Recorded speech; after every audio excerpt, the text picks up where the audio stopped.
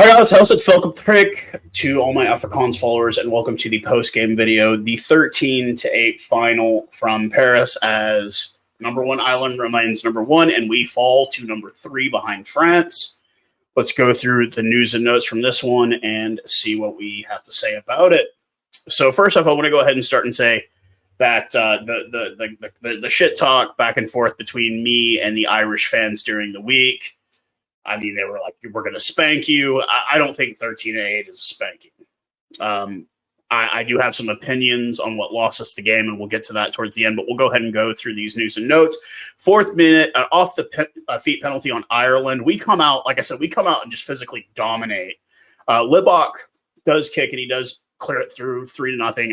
We should have kicked for the bloody corner. 13th minute. Irish pressure, I mean, they're down on the line, but it leads to a knock-on right on the try line, so it gets us out of trouble.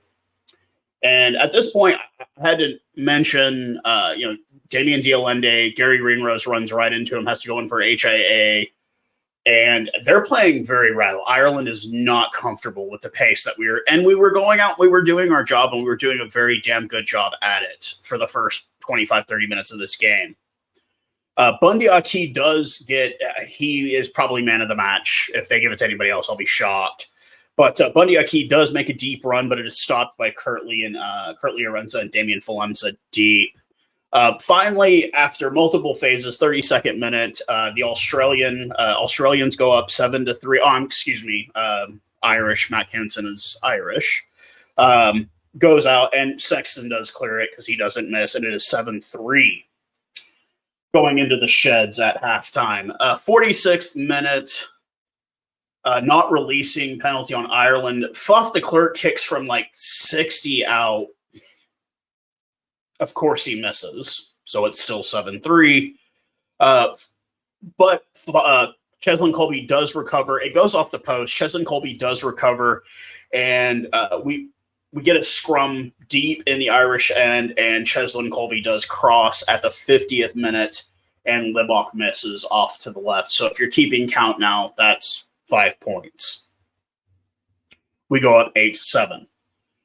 58th minute, a collapsing the scrum penalty on the box, and Sexton kicks, and it becomes 10-8 at that point. Another scrum penalty, this time on the Irish. Nakane's immediate effect when he came on was obvious. Libok elects to kick for some reason, goes 1 of 3, and it is still 10-8. 64th minute, offside penalty on Ireland, and de Klerk elects to kick once again and is off to the right, 0-2 kicking, and is still 10-8. 76th minute, Dion Forty has come on.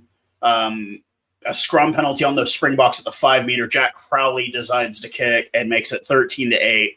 I made a little note here. The Dion Forty experiment at hooker is, I'm done. Let's see how Fenstad does, because he just was not solid on the scrums. 79th minute, off the feet penalty on Ireland leads to a kick to the corner. Our last gasp of anything, and fuck all is what it is. 13-8. Not quite the hiding that anybody wants to call it, but with that, we fall to 3rd place. We do not win the pool more than likely on this.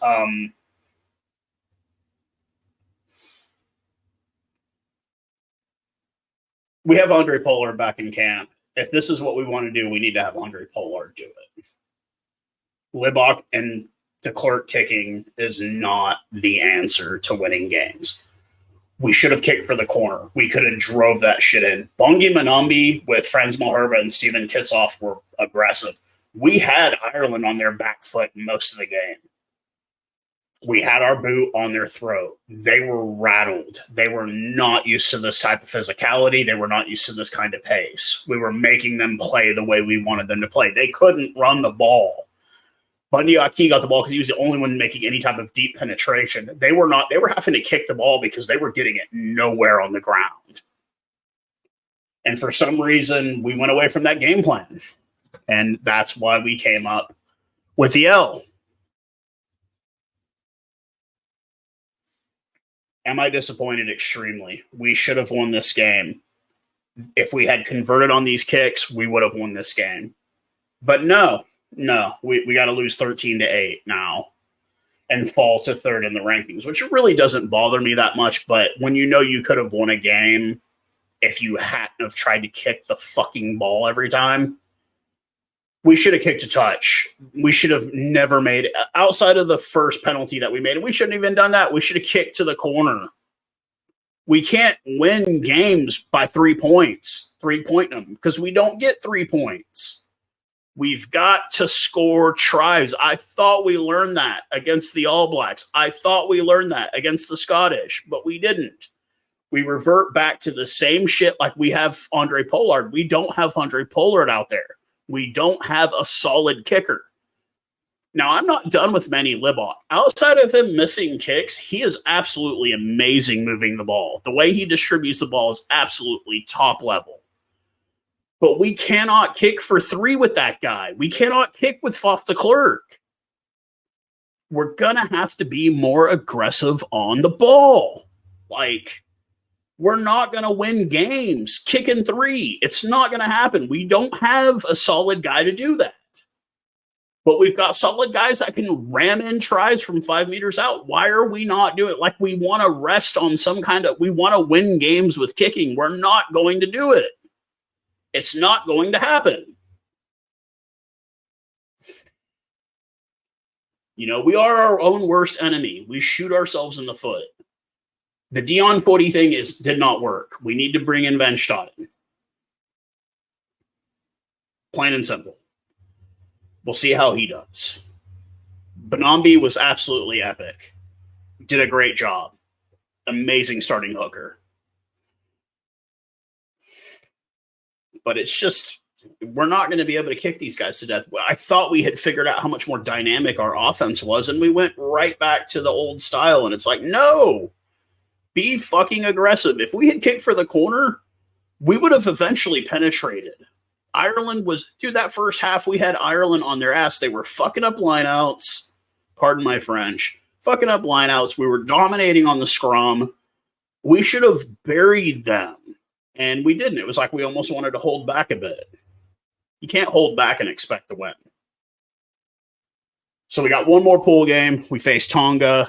They've got one more pool game in 2 weeks. They face Scotland. More than likely, they win that game, and we advance through, and we will probably play France in the quarterfinal, which I don't see as a bad thing. Ireland will play the All Blacks. They will eliminate the All Blacks because they have the All Blacks number, and we will at least get through to the semis. Now, Irish fans, if you want to know where the semis are, just follow us. We know you don't know anything past the quarterfinal, but it's the round after the quarterfinal is the semis, okay? Just for the Ireland fans. We know you've never been there. It's the round after the quarterfinal. And then if you make it to the championship, it's the round after that. Little shade at my Irish people who've been watching my videos. Yes, the semifinal was after the quarterfinal. Just let you know. If you need to know where it's at, just follow us. We'll be there. Unfortunately, we did find out DuPont is done. So more than likely, it'll be us versus France in the quarterfinal. It'll be Ireland eliminating the All Blacks more than likely because they have the All Blacks number, and the All Blacks are really bad right now anyways. So maybe it's a blessing in disguise. We don't have to play the All Blacks in the quarterfinal. We get to play a busted-up France.